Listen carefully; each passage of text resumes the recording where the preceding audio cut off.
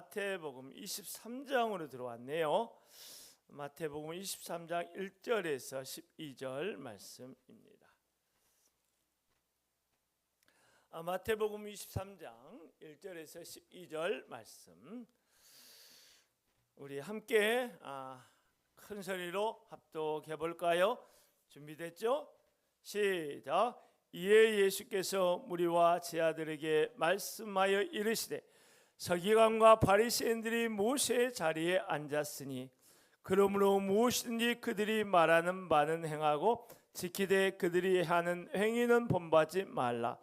그들은 말만 하고 행하지 아니하며 또 무거운 짐을 묶고 사람의 어깨에 지우되 자기는 이것을 한 손가락으로도 움직이려 하지 아니하며 그들의 모든 행위를 사람에게 보이고자 하나니 곧 그 경문띠를 넓게 하여 옷수를 길게 하고 잔치의 윗자리와 회당의 높은 자리와 시장에서 문안받는 것과 사람에게 랍비라 칭함을 받는 것을 좋아하느니라.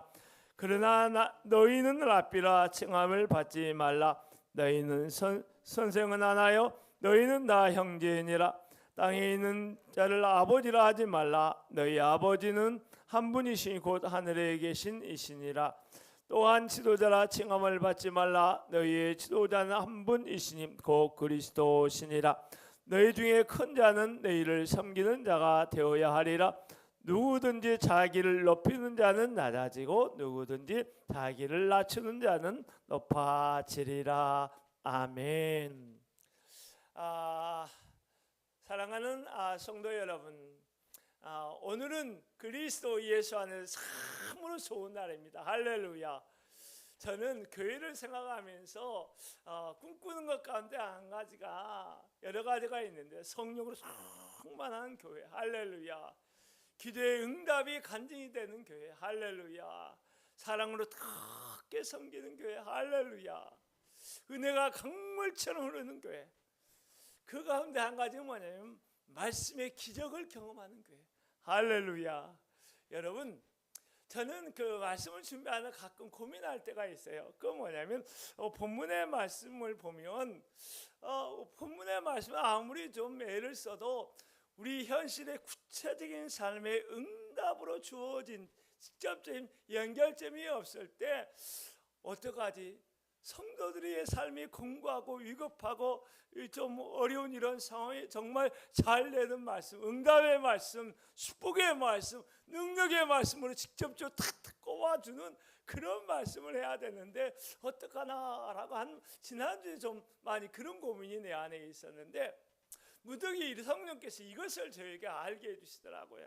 야 이놈아, 그것은 전혀 걱정할 필요가 없다는 거예요. 그건 뭐냐면 나의 삶에 본문의 말씀이 직접적으로 구체적으로 응답하는 말씀이 아닌 것처럼 보여도 말씀을 듣는 자가 주시는 말씀을 아멘으로 받으면 할렐루야, 나의 삶에, 우리의 삶에 기적의 역사, 성령의 역사, 은혜의 역사, 물고가 열어지는 기적이 일어난다고 하는 것입니다. 할렐루야. 그러니 여러분, 마음을 열고 오늘도 주시는 말씀에 아멘 순종하겠습니다. 할렐루야. 그와 같이 하나님의 말씀을 받기를 원합니다. 여러분 가운데 혹시 누군가를 사랑하기 때문에 진심으로 권면했는데 그 사람이 들으려 하지 않아서 마음에 상처를 받은 경험이 혹 있는지 모르겠어요. 특별히 우리가 자녀를 많이 사랑하기 때문에 자녀에게 좀 이런저런 권면을 할 때가 있잖아요. 그런데 아들에게 또 딸에게 그 길을 가면 정말 위험해, 가지마 라고 이야기하는데도 불구하고 아이가 고집이 세서 그런지 그 길을 가다가 다치는 것을 볼 때 참 마음이 아프잖아요. 오늘 우리가 나누게 될 마태복음 23장은 이 아이를 염려하는 부모의 따뜻한 마음이 녹아져 있는 말씀이에요. 언뜻 보기에는 분노하시는, 징계하시는, 화를 내시는 그런 그 예수님의 그런 모습의 경고성 말씀으로 주어진 것 같아 보여도 끝까지 포기하지 않고 사랑하시는 우리 주님의 마음이 자녀를 경고하여 위험한 길로 가지 말라 하는 그 마음처럼 마지막까지 경고하여 회개에 이르도록 하는 사랑의 말씀으로 오늘 본문의 말씀이 주어졌다라고 하는 것을 여러분 꼭 잊지 말았으면 좋겠습니다. 여러분, 저는 이제 말씀을 들어가면서 조금 깊게 들어가기를 원합니다. 할렐루야. 그 표면적인 말씀이 아니라 깊게 들어가기 위해서 이 말씀이 마태복음 전체에서 어떤 위치에 있는지, 그리고 이 말씀이 어떤 그 장에서 어떤 위치에 있는지 좀 넓게, 작게, 세밀하게 이렇게 보기를 원하는 거예요. 그것이 말씀이 열리는 길이거든요. 할렐루야. 여러분, 마태복음 23장은 어떤 말씀일까요? 이 마태복음 전체에서 한번 여러분 그림을 한번 그려보면 이런 거예요. 마태복음은 성령께서 감동을 주셔서 5개의 큰 말씀의 가르침 묶음으로 되어 있어요.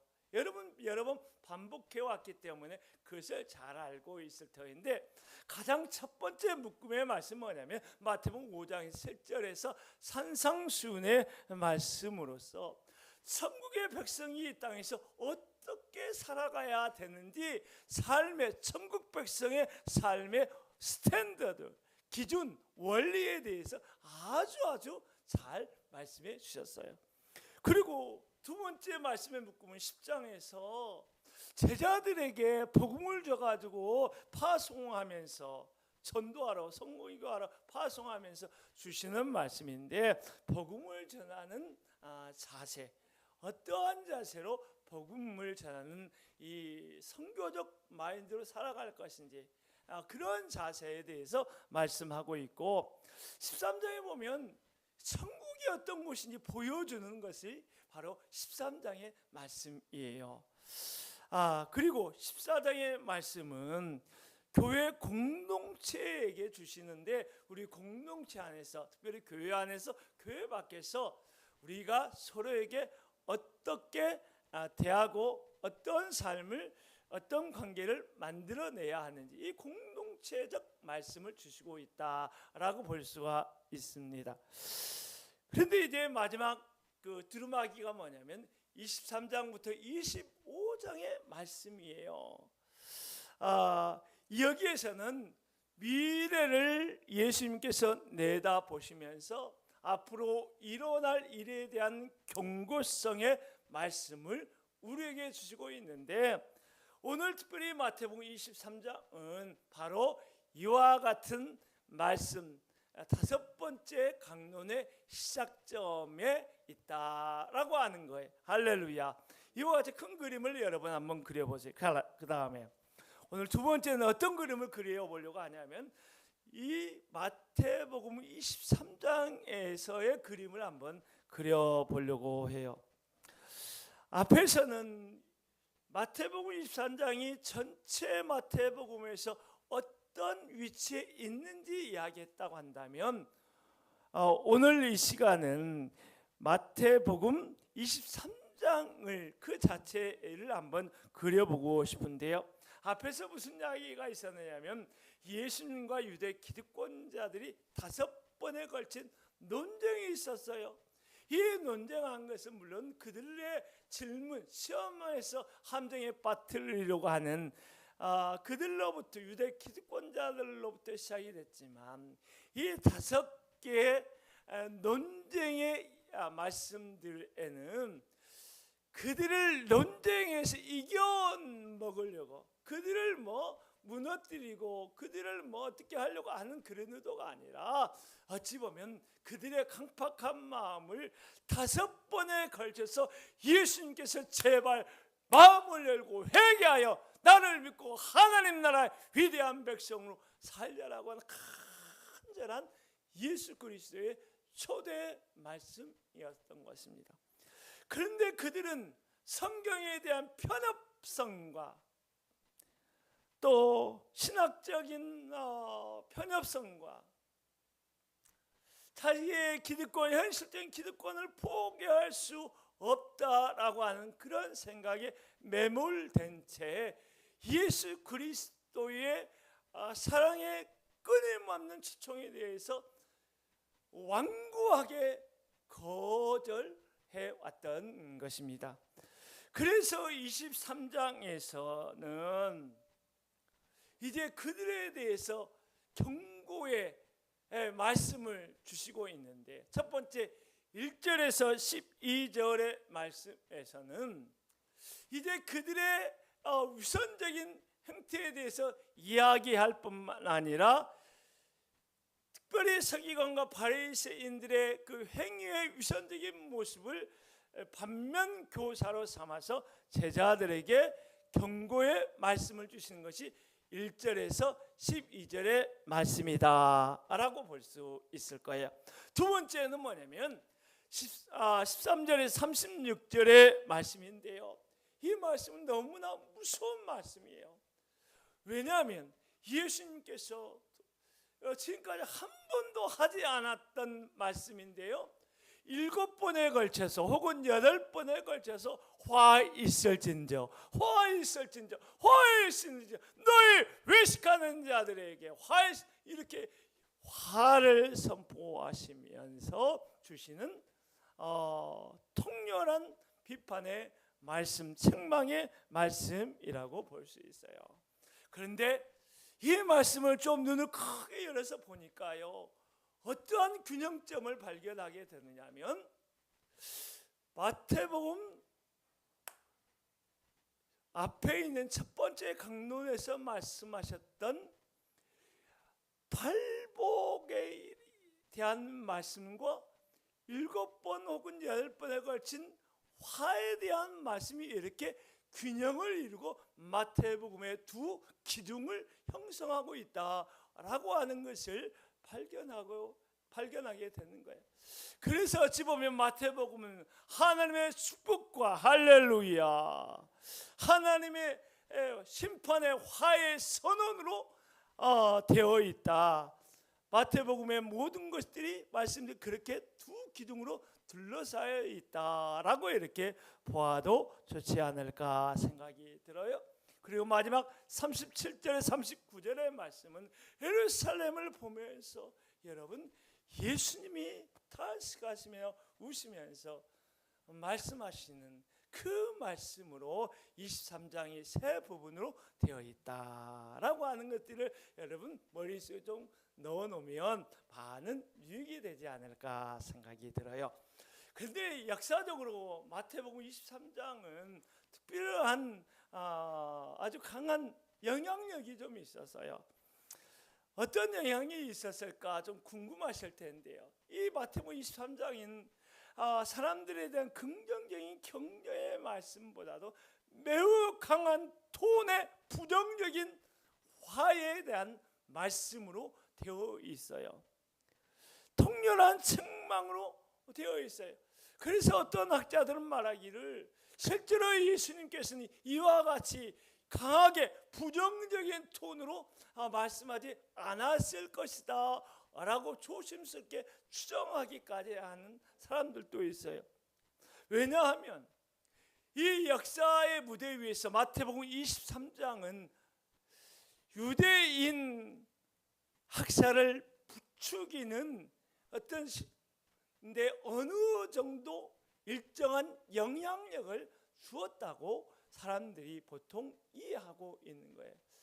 독일 유대인 학살, 홀로코스트 이런 엄청난 비극적인 학살, 이 예수 그리스도를 십자가에 못 박은 너희 유대인들 하고 하면서 그렇게 학살하게 되는데 어느 정도 부정적인 영향 일조했다고 사람들은 이야기하고 판단하고 있기 때문에 그런데요, 루즈라고 하는 신학자는 그래서 말하기를 이 복음서 마태복음서에서 가장 사랑스럽지 못한 장이다. 가장 사랑스럽지 못한 말씀이다.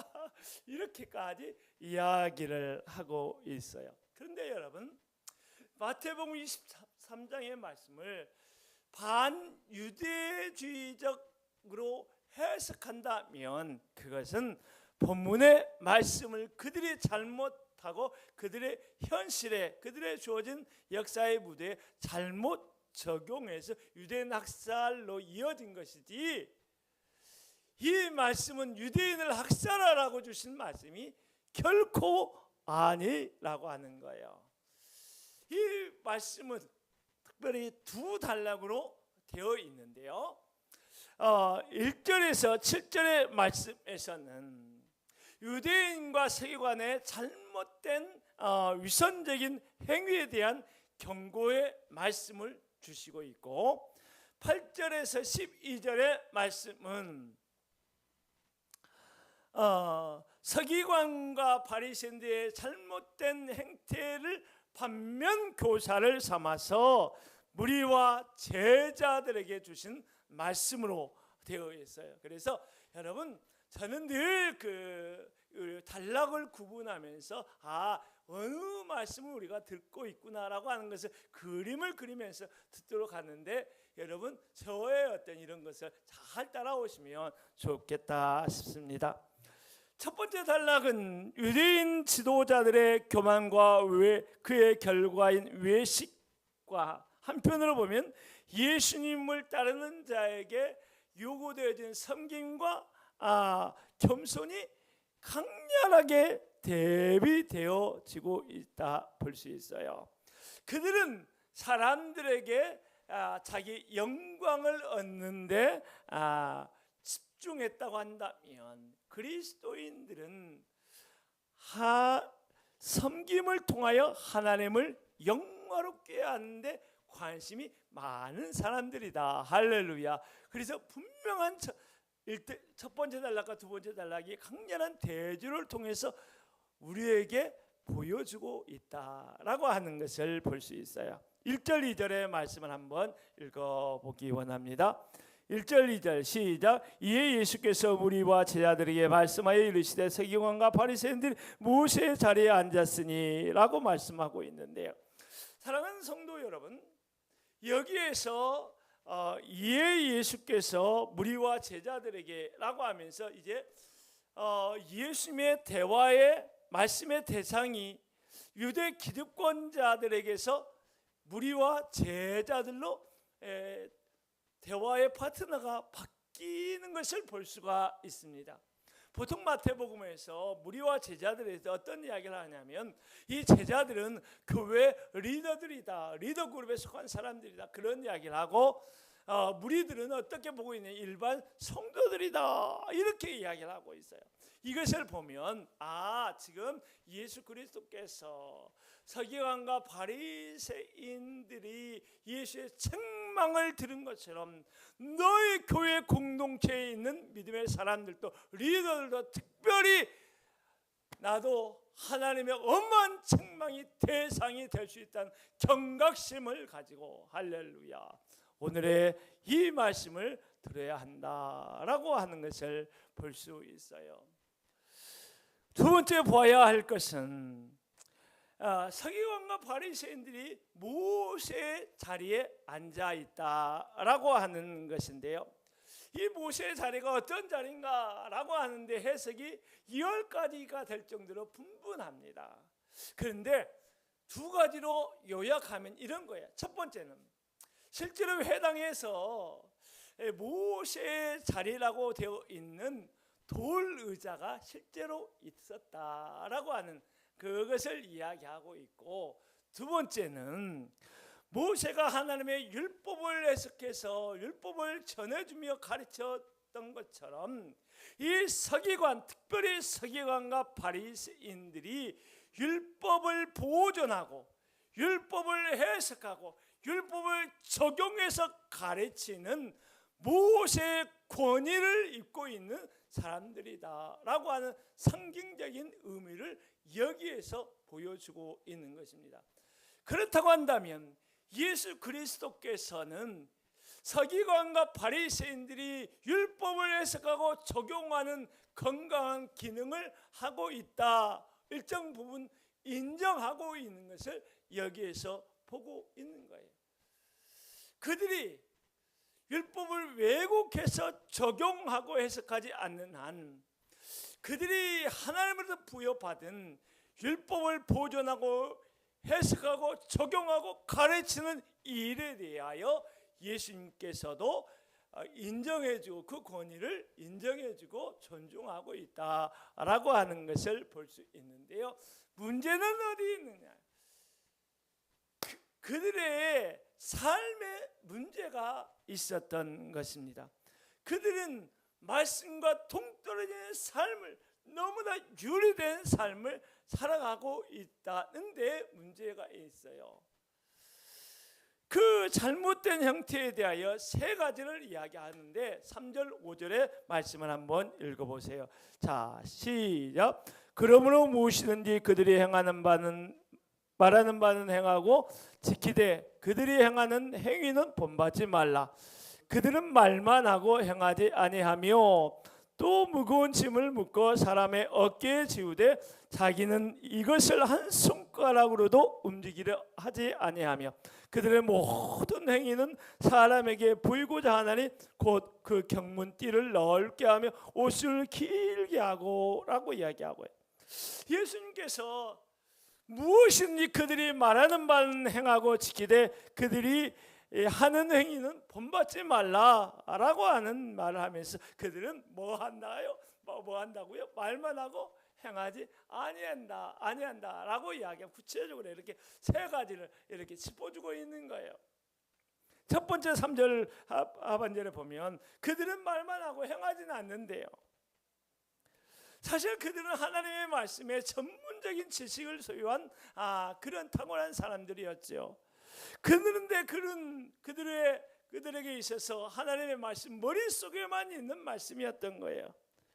머리로만 아는 지식에서 한 걸음도 삶으로 표현되지 않는 그런 사람들이 그 서기관과 바리새인들이었다는 거예요.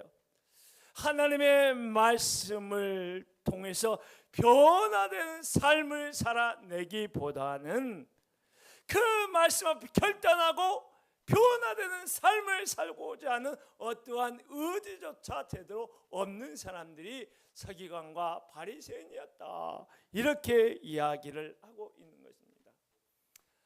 사랑하는 성도 여러분, 제자는 스승의 뒷모습을 보고 배우는 것이죠.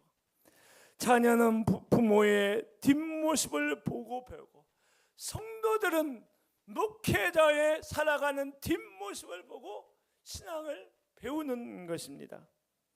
믿지 않는 사람들은 우리의 삶의 뒷모습을 보고 예수님을 만나게 되는 것입니다. 그래서 저는 목회자로서 설교를 참 많이 하는데요. 그런데 저는 제가 이 강대상에서 말로만 설교하는 그런 목회자, 삶의 실천이 없는, 삶이 없는 그런 설교를 하는 그런 목회자가 되고 싶지는 정말 않습니다. 삶이 없는 공허한 지식으로 설교하는 목회자는 되고 싶지가 않은 것입니다. 제가 정말 부끄러울 때가 있는데, 얼굴에 화끈거릴 때가 있는데, 그것이 뭐냐면 말과 행위가 다른 모습을 내 자녀들에게 보일 때 정말 얼굴이 뜨끈뜨끈합니다. 성도들 앞에서 이 목사가 말과 가르치는 설교와 삶이 너무나 유리된 모습을 보일 때 목회자로서 너무나 부끄러울 때가 많아요. 내가 동역자들 앞에서, 사람들 앞에서 그러한 말과 행위가 다른 모습을 보일 때 정말 내가 부끄러울 때가 많아요. 물론 내가 어쩔 수 없는 인간의 연약함 때문에 따로 저도 실수하고 그렇게 살지 못할 때도 있지만은, 내가 그러한 말씀과 삶이 유리된 그런 매너리즘에 빠져서 아무 무감각한 채 의식도 없이 그렇게 살아간다는 것은 정말 부끄러운 일이 아닐까라고 한 생각하면서 특별히 이 말씀을 김 목사야, 네가 들어야 될 말이다. 할렐루야. 제가 꼭 하나님께서 저희 그렇게 말씀하신 것 같아. 김 목사야, 네가 들어야 될 말이다. 우리 세영이가 들어야 될 말이 아니고 네가 들어야 될 말이다 라고 하는 것을 내가 마음에 그런 감동을 받고 내 마음에 사람과 하나님 앞에서 부끄러움이 없는 그런 정결한 삶을 살아가자.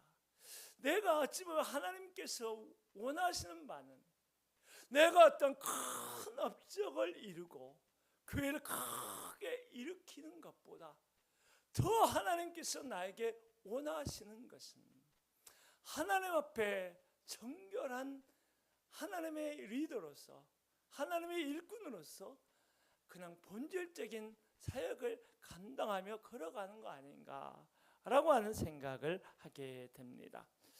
두 번째, 예수님께서 무거운 짐을 묶어 사람들의 어깨에 지우되 자기는 손가락 하나 까딱하지려 하지 않으려고 한다고 서기관과 바리새인들을 책망했는데 무슨 말일까요? 이들이 이 사람들에게 종교적 무거운 짐을 지고 자기는 지려 하지 않고 더 나가서 종교적 짐이 무거우니까 너무 힘들지 내가 좀 덜어줄게 라고 하면서 조금이라도 덜어주려고 하는 손가락 움직임조차 없었다라고 하는 이야기를 하고 있는 것입니다.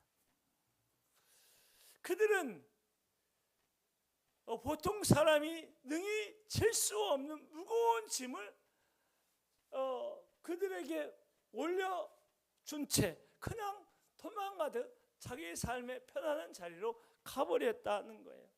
이 무거운 짐을 지고 얼마나 호흡이 가빠오는지, 삶이 얼마나 버거운지 그들의 삶에 대한 전적인 공감하는 어떠한 마음도 없이 그냥 뒤돌아서 갔다라고 하는 것을 보는데요. 제가 이것을 생각하면서 다시금 저를 돌아보고 저의 목회를 돌아보는데 사실 저는 헌금 설교하는 게 굉장히 부담스러워요. 헌금에 대해서 성도들에게 가르치긴 해야 되겠는데 왜냐하면 이게 성도의 마땅한 바고 또 하나님 안에 축복을 받는 은혜의 길이고 할렐루야. 그렇지만 이 성도들이 이 헌금에 대한 설교를 들으면서 감당하기 어려운 무거운 짐처럼 여기지 않을까 라고 하는 생각이 들 때가 있어요. 물론 교회가 부흥하기 위해서는 성도들이 재정적인 영역에서 헌신을 해줘야 교회가 부흥해요. 특별히 교회가 이룩해서 부흥의 날개를 펴고 이 성공을 날아오르기 전 그 이룩 단계에서는 정말로 많은 기도가 필요하고 할렐루야. 많은 헌신이 필요하고 많은 희생이 필요하고 재정적인 많은 쏟아붓는 그런 것들이 많이 필요해요. 그래서 때로는 이런 헌신적인 필요에 의해서 목회자가 헌금을 이야기할 때도 물론 있지만 그럼에도 불구하고 저는 혹여 이런 것들이 성도들에게 나도 제대로 지지 않은 무거운 짐을 성도들에게 지게 하지 않을까라고 하는 염려하는 바가 내가 있습니다. 여러분, 우리가 잊지 말아야 될 것이 있다고 생각이 들어요. 여러분, 부흥 자체가 우리의 목적이 되어서는, 우리의 목표가 되어서는 안 된다는 거예요. 다시 말하면 우리의 목표가 숫자적인 단순한 부흥, 보이는 부흥, 교회를 크게 가시적으로 이렇게 세워가 이런 것이 우리의 목표가 되어서는 안 된다라고 하는 것입니다. 우리의 목표는 우리가 함께 손을 맞잡고 하나님을 예배하는 기쁨을 누리는 것이 우리의 목표가 되어야 하지 않을까. 할렐루야. 우리의 목표는 서로의 무거운 짐을 함께 지어줌으로 말미암아 우리가 함께 하나님의 교회를 이루어가는 그 놀라운 은혜를 누리는 것이 되어야 하지 않느냐 하는 거예요. 우리의 목표는 서로 성장하도록 섬겨줌으로 말미암아 우리가 함께 성장하는 것이 우리의 목표가 되어야 되지 않느냐 하는 것입니다. 나도 지지 않는 짐을 강요하는 그러한 교회, 나도 지지 않는 그러한 특별한 관계를 강요하면서 억지로 강요하되 이렇게 하는 그런 관계를 만들어가는 교회는 되지 말아야 하지 않나 싶어요. 세 번째 5절에서 그들의 모든 행위는 사람들에게 보이고자 한다라고 말씀하셨습니다. 참 이 부분이 너무나 적나라해서 눈살을 너무 찌푸려서 예수님께서 길게 말씀하셨는데 5절에서 7절의 말씀을 다 같이 한번 읽어볼까요? 시작. 그들의 모든 행위를 사람에게 보이고자 하나니 곧 그 경문띠를 넓게 하며 오수를 길게 하고 잔치의 윗자리와 해당의 높은 자리와 시장에서 문안받는 것과 사람에게 랍비라 칭함을 받는 것을 좋아하느니라. 사랑하는 여러분, 바리새인들과 서기관들의 관심은 온통 사람에게 있었어요. 사람들에게 내가 어떻게 보일까? 사람들이 어떻게 하면 박수와 존경과 갈채를 받을까? 그들은 정말 하나님을 향하여 마음을 열고 하나님을 향하여 집중해야 되는데 그들은 사람을 향하여 집중하고 모든 관심을 사람에게 쏟아왔어요. 그래서 예수님께서 특별히 강조하는 말을 쓰고 있는데 모든이라는 말을 썼어요.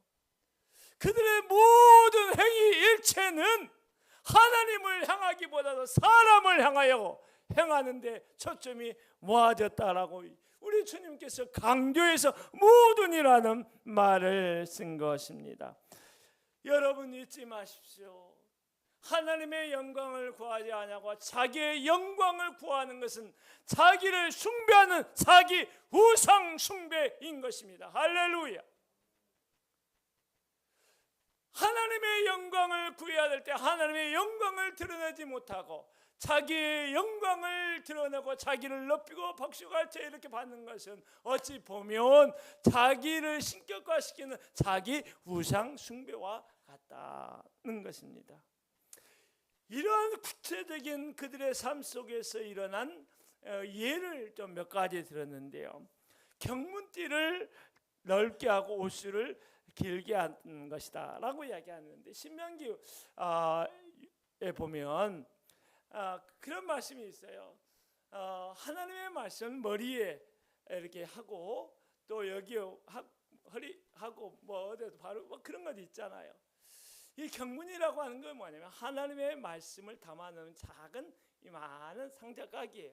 조그만 그걸 가지고 이렇게 머리에 띠에서 여기 앞에 거는데 이 상자를 큰 상자로 만들어 가지고 이야 저 사람이 얼마나 하나님의 말씀을 많이 알고 많이 가지고 있으면 이렇게 크게 할까라고 이렇게 하는 거예요. 이 오술이라고 하는 거 이 소매 끝에 이제 조그만 끈 있잖아요. 그런데 이것은 뭐냐 이렇게 하는 것은 내가 하나님의 말씀에 순종하겠습니다. 결단과 헌신의 다짐을 보여주는 것인데 이것을 길게 늘어뜨린다는 거예요. 그래서 이렇게 늘어뜨리면 사람들이 보고 와 대단한 사람이다라고 박수치면서 존경의 마음을 한다는 거예요. 그렇게 하기 위해서 이런 일을 한다라고 하는 것인데요. 참 너무너무 웃겨. 참 내가 재밌지 않나 싶은데 잔치의 자리에 있을 때 주인과 가장 가까운 윗자리에 앉고 회당에 있을 때 높은 자리에 앉는 거. 이것은 내가 얼마나 대단한 사람인가 봐라 보여주는 거다.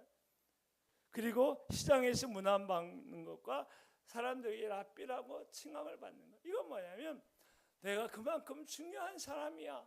너희들도 그렇게 나를 인정하고 그렇게 대우해야 돼라고 하는 그런 쇼를 보여주는 거죠.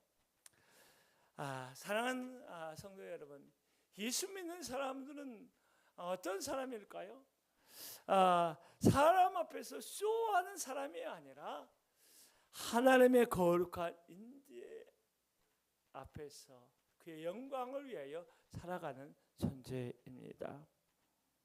그러므로 우리는 사람들의 칭찬과 사람들의 박수갈채를 얻는 것을 우리 목표로 살면 안 되는 것입니다. 우리가 그렇게 산다고 한다면 쇼하는 인생, 마치 돈키호테와 같은 그런 우스꽝스러운 모습을 우리가 살아가는 것이 아닐까 싶어요. 사도 바울이 말한 것처럼 우리는 먹든지 마시든지 무엇을 위하여? 하나님의 영광을 위하여 살아가야 되는 것이죠. 그렇기 때문에 우리의 행위가 하나님의 영광을 드러내는 것이라고 한다면 우리의 행위를 드러내는 것, 보여주는 것, 사람들에게 알려지는 것은 참 좋은 일입니다. 할렐루야. 그런데 말이죠, 우리의 선한 행위라 할지라도 드러냈을 때 하나님의 영광을 가리운 것이라고 한다면 어떻게? 그 선한 행위를 숨기는 것이 맞다. 그래서 여러분, 나의 행위가 선한 행위라 할지라도 그 행위를 드러내야 할 때와 숨겨야 할 때를 잘 분별하는 것이 중요하다 싶습니다. 그런데 이제 이것을 반면교사 삼아서 8절부터 12절까지 우리 주님께서 말씀해 주셨는데요. 제가 이 말씀을 보면서 반가운 하나의 이름을 발견하게 됐는데, 아돌프 슐라트라고 하는 독일 신학자를 우리가 만나게 되었어요. 8절에서 12절 말씀 보다 보니까 여러 책들을 보다 보니까 아돌프 슐라트라고 하는, 제가 참 신학교 때 이분의 글을 많이 읽으면서 도움을 많이 받았는데요. 이분은 그 8절에서 12절의 말씀을 어떤 말씀이라고 명명했느냐면 교회 헌법이다. 교회 헌법이다 라고까지 아주 중요하게 이야기를 했어요. 자, 그러면 우리 한번 8절에서 10절 말씀 먼저 한번 읽어볼까요? 시작. 그러나 너희는 랍비라 칭함을 받지 말라. 너희 선생은 하나에 너희는 다 형제니라. 땅에 있는 자를 아버지라 하지 말라. 너희 아버지는 한 분이시니 곧 하늘에 계신 이시니라. 또 지도자라 칭함을 받지 말라. 너희 지도자는 한 분이시니 곧 그리스도시니라. 여러분, 예수님께서 랍비라 칭함을 받지 말고, 또 땅에 있는 자를 아버지라 칭하지 말고, 또 지도자라 칭하지 말라, 이런 말씀을 하고 있는데, 예수님께서 랍비라 말하지 말고 단순히 아버지라 말하지 말고 지도자, 리더라 말하지 말라, 단순히 이런 호칭하지 말라라고 한 것이 아니지요. 우리가 이런 호칭을 사용할 수가 있어요. 그런데 문제는 교회 공동체 안에서는 절대적인, 어떤 누구도 절대적인 권위를 행사해서는 안 된다는 것입니다. 잠깐만요.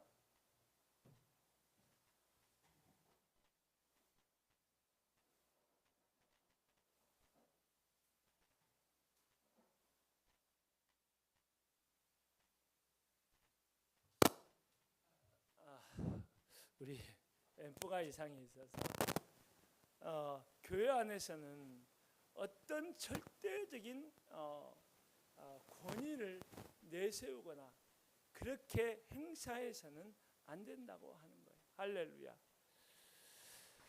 교회 안에서는 어느 누구도 절대적인 존경의 대상이 되어서는 안 된다고 하는 것입니다.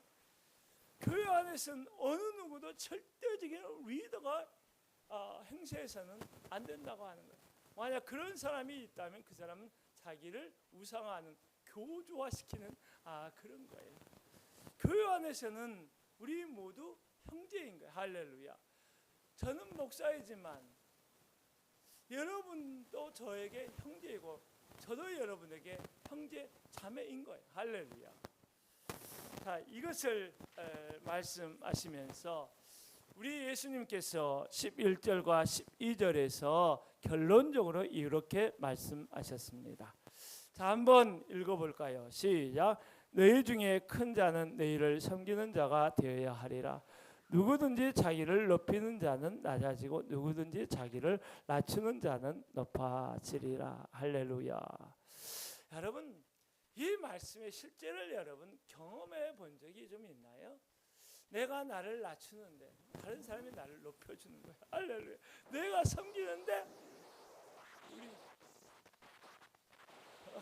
우리 주님이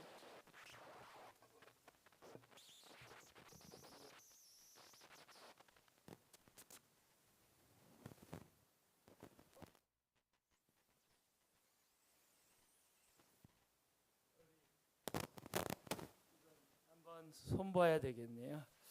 자, 여러분 말씀 이제 끝부분이니까 조금만 인내해 주세요. 여러분 그런 경험을 내가 낮아지려고 하고 내가 섬기려고 하는데 누가 나를 섬겨주는 그런 것을 경험해 본 적이 있나요? 저는 늘 희한하게 그런 경험을 좀 많이 하게 되는 것 같아요. 괜찮아요.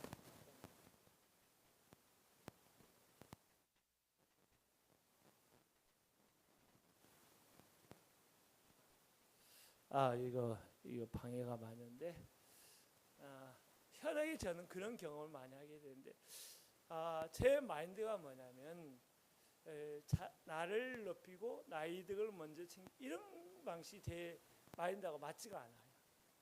저는 예수님처럼 섬기는 것이 내 체질화된 것 같아요. 우리 사모님은 무슨 거짓말을 그렇게 하느냐가 한마디 하겠지만 그래도 열심히 합니다. 제가 가정에서 저 그렇게 보지 말아주세요. 그런데 제가 이렇게 섬기고 상대방의 유익을 먼저 생각하고 이렇게 하다 보니까 매우 특별한 느낌을 받을 때가 많이 있는데 예수님이 나를 섬겨주시는구나 라고 느껴질 때가 많아요.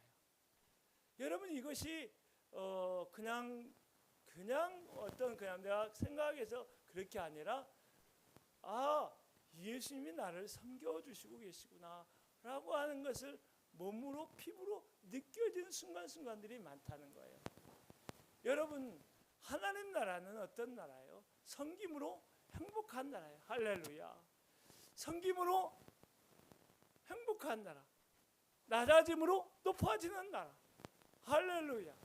여러분 우리 교회가 그런 교회의 아름다운 행복을 누렸으면 좋겠어요.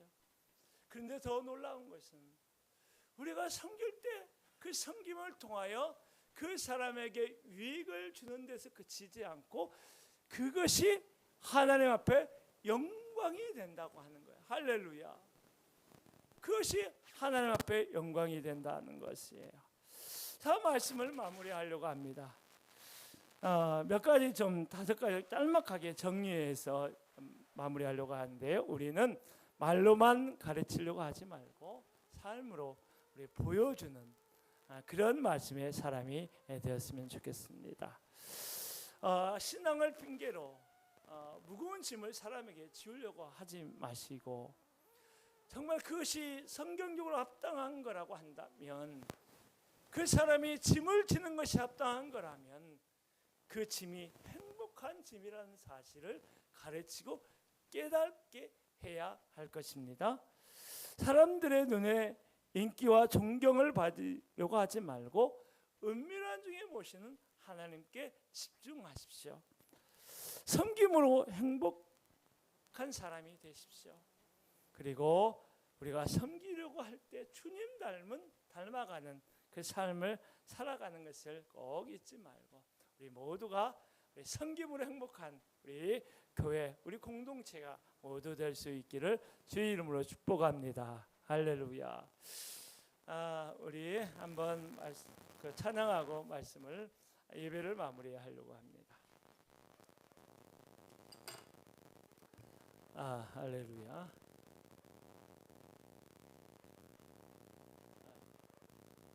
오늘 좀 음향 상태가 좀 그런데 양해를 좀 구합니다.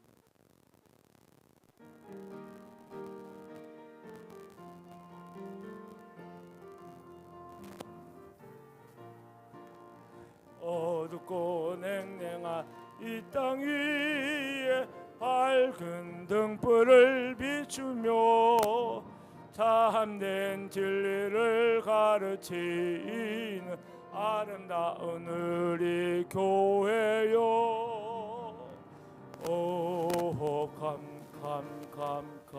다 오라고 부르노라. 모두 다 같이 가보세. 참된 진리를 가르치는 아름다운 우리 교회. 저 언덕 위에 아름다운 우리 교회가 서 있네. 어린 내 시절 영다웁던 사랑한 우리 교회요.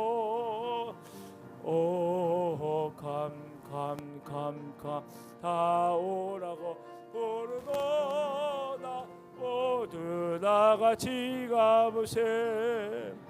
주님의 영다웁던 사랑한 우리 교회요. 주일 아침에 교회에서 맑은 종소리 울리네. 모두 주님께 돌아오라. 속삭이던 멀리 퍼지네.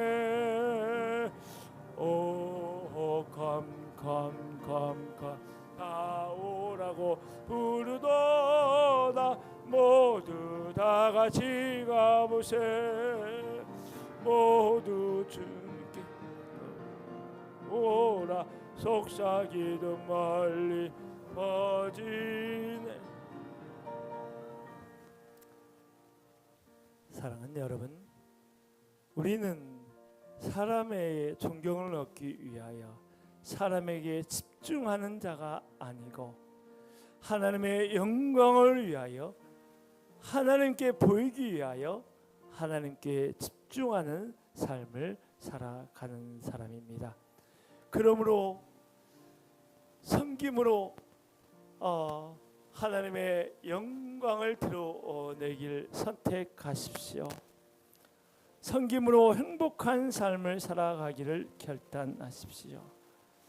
지금은 우리 주 예수 그리스도의 은혜와 아버지 하나님의 놀라운 사랑과 성령의 내주 역사 충만하심이 참으로 하나님의 영광을 위하여 낮아지는 겸손의 삶을 살고 섬김의 삶을 살아가는 모든 하나님의 백성들의 머리 위에, 하나님의 교회 위에, 이 나라 이 백성 가운데 영원히 함께 하시기를 간절히 축원하옵나이다. 아멘.